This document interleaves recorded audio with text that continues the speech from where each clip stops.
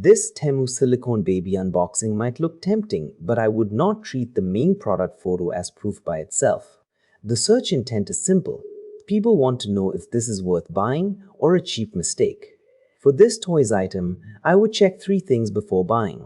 First, whether the listing shows the real size and material.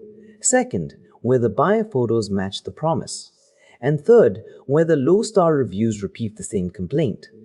Quick question before the buyer photos: comment your country and the exact Temu product you want. If those show up more than once, the low price stops being the main point.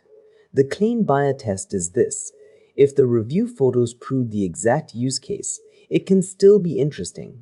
If the listing only has polished images and vague claims, I would wait or compare it against an Amazon listing with clearer reviews.